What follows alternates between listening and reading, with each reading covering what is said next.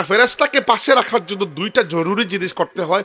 একটা হচ্ছে পাক সাফ থাকার চেষ্টা করবেন, মানে সবসময় উজু রাখলে তো ভালো, যদি অজু রাখতে নাও পারেন অন্তত পক্ষে প্রস্রাব পায়খানার পরে যেন ভালো করে আপনি পরিষ্কার হয়েছেন খেয়াল রাখবেন, এটা জরুরি।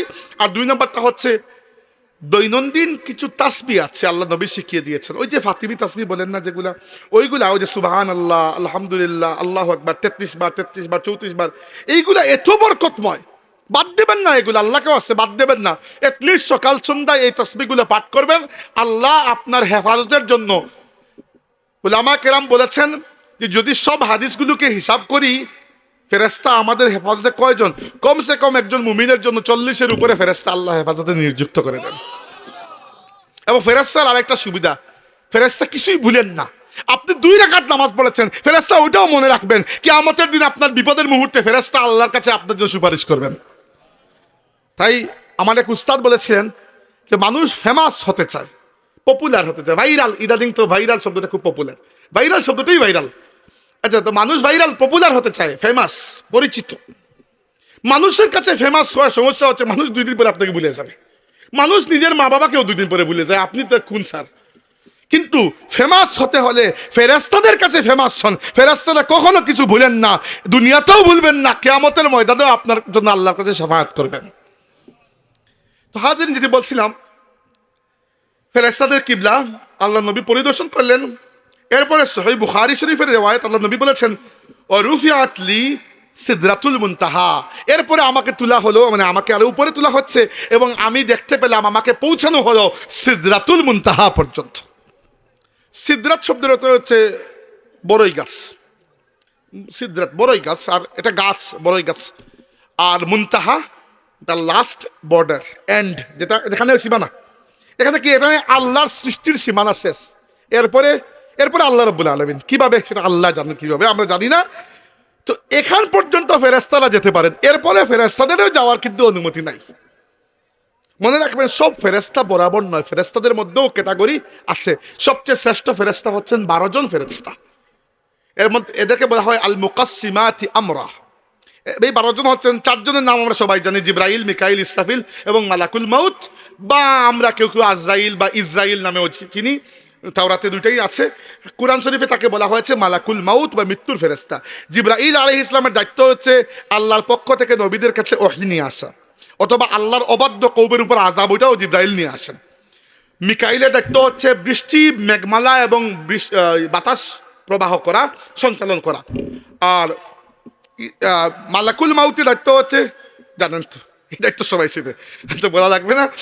আর ইসরাফিলের দায়িত্ব হচ্ছে, আল্লাহ যেদিন তাকে সৃষ্টি করেছেন, এক দায়িত্ব, তার মুখের মধ্যে আল্লাহ রাব্বুল আলামিন দিয়েছেন একটা সিংহা, এটাকে বলা হয় আসুর, অনুফিখা ফিস সুর, সুর মানে হচ্ছে যে সিংহের মতো একটা সিংহা, এবং তার দৃষ্টি আল্লাহর আরশের দিকে, তিনি দম ভরে বসে আছেন। আল্লাহ নবী বলেছেন আমি ইসরাফিলকে দেখেছি, তিনি দম ভরে বসে আছেন, যেই মুহূর্তে, এবং তার চোখের দৃষ্টি আল্লাহর আরশের দিকে, যেই মুহূর্তে আল্লাহর পক্ষ থেকে আদেশ আসবে তিনি ফুঁক দিয়ে দিবেন, কিয়ামত সংগঠিত হবে।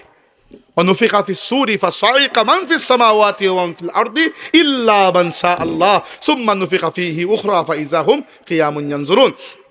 তো আল্লাহ নবী বললেন সিদরাতুল মুনতাহা, সিদরাতুল মুনতাহার ব্যাপারে রাসূলুল্লাহ সাল্লাল্লাহু আলাইহি ওয়াসাল্লাম আমাদেরকে জানিয়েছেন যে সিদরাতুল মুনতাহার সৌন্দর্য। আল্লাহ নবী বলেছেন ফাইজা নাবিকুহা কাআন্নাহু কিলালু হাজারিন। আচ্ছা, একটু লম্বা পড়তে পারবো না, আমরা সংক্ষিপ্ত করে বলি। আল্লাহ নবী ইসলাম বলেছেন যে ফালাম্মা গাশিয়াহা মিন আমরিল্লাহি মা গাশিয়া তাগায়্যারাত ফামা আহাদুম মিন খালকিল্লাহি ইস্তাতিউ আন ইয়ানাতাহা মিন হুসনিহা।